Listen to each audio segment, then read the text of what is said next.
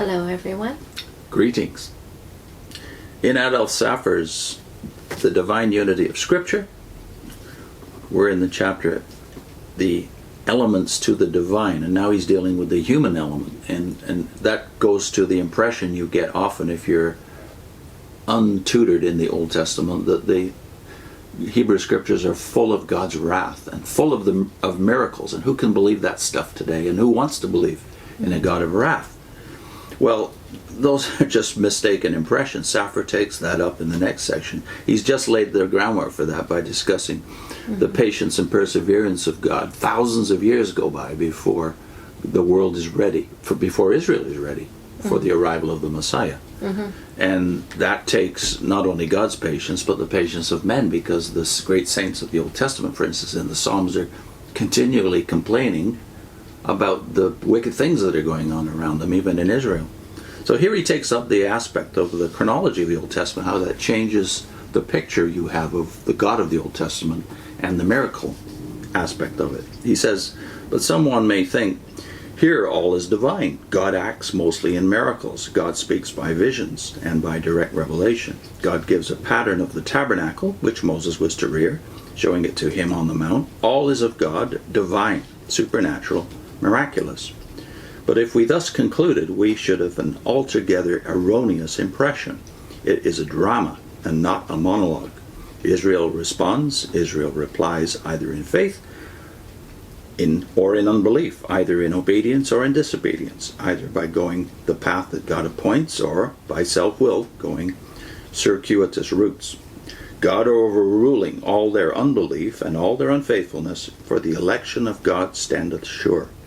Yet is Israel an agent, personal, spontaneous. And do not imagine that miracle upon miracle, oracle upon oracle, succeeded in such rapid succession that there were no intervals, so to speak, of quiet natural development. Why, even during the 40 years in the wilderness, the miraculous element was not so overpowering that it excluded unbelief. It did not force faith. There were, even in those days, men who acknowledged the hand of God and men who explained all things in such a way that God was not acknowledged. And not merely were there long pauses in the period of the judges and afterwards in the period of the kings, even as there were 400 years between the end of Genesis and the beginning of Exodus, and 400 years between the end of Malachi and the beginning of the New Covenant. But during the whole period of God's dealings with Israel, there was always the divine initiative. There were always periods in which the divine interference paused, so to speak, to see the effect which it had upon the people, and to allow a peaceful development of the nation in all its varied private, family, and public life. The books of Moses, which laid the foundation, do, indeed, mostly contain the divine beginnings of things. And here we have chiefly, although not exclusively, divine acts, divine initiation, divine speech, divine law, and institutions. But when we come to the historical books, from Joshua to the book of Chronicles, we enter, as it were, upon a new phase. And as to these historical books, many portions of which seem to us to be entirely natural and human, describing much that is imperfect and much that is even sinful, I wish now to show you what is their position in the Scripture. I begin by reminding you, or perhaps telling some of you for the first time, that the ancient Hebrews who collected the Scriptures called the historical books, beginning with Joshua, the former prophets, and in this they showed their wisdom. For the history of the Jews, as you find in Scripture, is not like an ordinary secular history, which simply aims at the enumeration of events in order to fill up as fully and completely as possible the chronology of the nation's existence. In this history, many events are passed over, either silently or very briefly, which to a worldly historian would appear important, and others, which to the eyes of sense and reason appear insignificant, are treated with the greatest fullness and circumstantiality. How do you say it?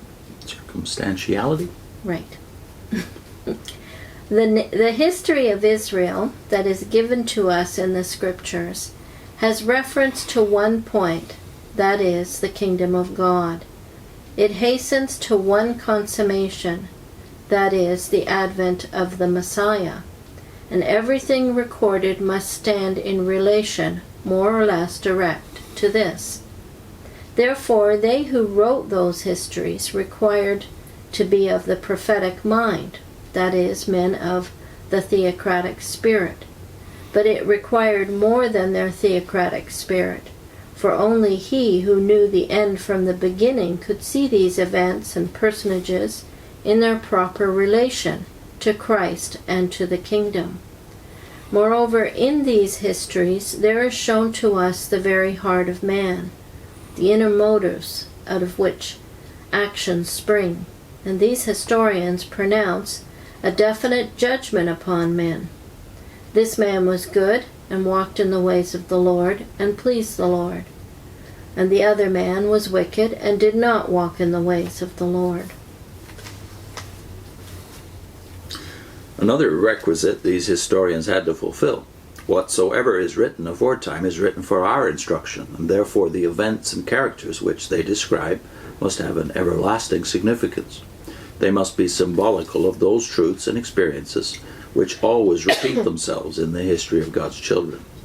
And now, who could be the real author of those books, whether they be written by Samuel, or by Joshua, or by some anonymous writer? Who could have been the real author of those books? Who knows the counsel of God? Who beholds the image of Christ? Who searches the depths of the human mind? And who provides for all generations of God's saints instructive, edifying, guiding, and correcting history? Therefore, the historical books, the books of the earlier prophets, are Word of God in all that they contain. If it be said, "Oh, there are so many things in the historical parts of Scripture, sins, vices, crimes, wickedness." Certainly, God wants us to know all this.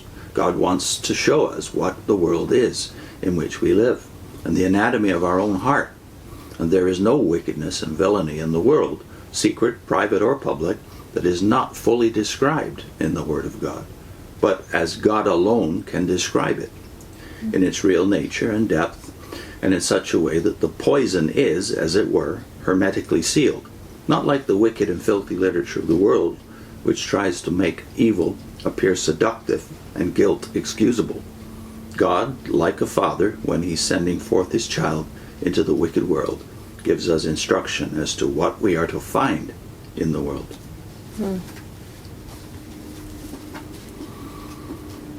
Or it is said, and it has often been said, "You call this the Word of God, and it contains the very words of the devil." Certainly it contains the words of the devil. It is most important for us to know what the devil says. One of the truths revealed to us in Scripture, of which this age has no hold, and of which believers have little hold, is the important doctrine that is revealed to us concerning the devil, and concerning his kingdom, and his influence over men. In the 3rd chapter of Genesis, we have the methods of Satan. Hath God said? In the 1st chapter of the book of Job, we have the tactics of Satan, the accuser of the brethren. In the 4th chapter of the Gospel of Matthew, we have the most subtle stratagem of Satan when he tested even our Lord Jesus Christ. We are not ignorant of Satan's devices. And why? Because God has revealed to us the depths of Satan in his own word. And the sayings of the wicked men are reported from the first question of Cain, "Am I my brother's keeper?" unto the last one recorded in the 2nd epistle of Peter, which you hear nowadays constantly. Things have remained the same from the beginning of the world. The course of nature and history is uniform. While you speak of the second advent of Christ and of the supernatural manifestations. There is another section of Scripture, of which is sometimes thought that we can scarcely say of it that it is the Word of God, And that is the response of Israel to God's acts and to God's words. The Psalms, the Proverbs, the book of Ecclesiastes, the book of Job, and the Song of Songs.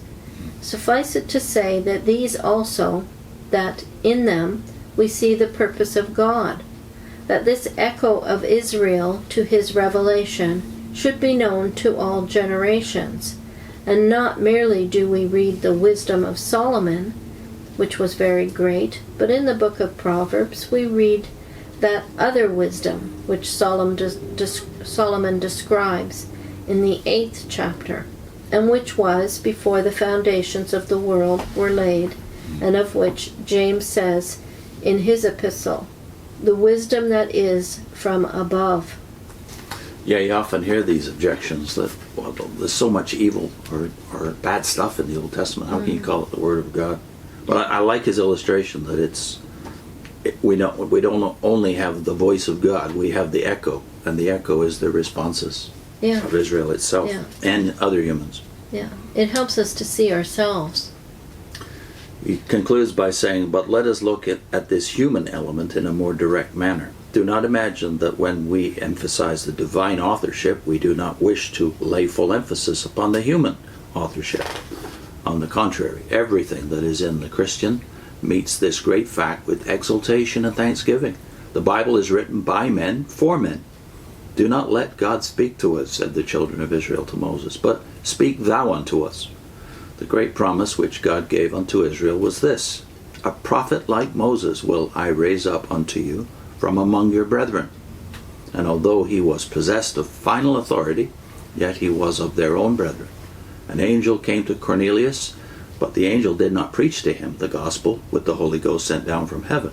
But Peter, the apostle, preached to him the glad tidings of salvation. How could it be otherwise when the only mediator between God and man is the man, Christ Jesus?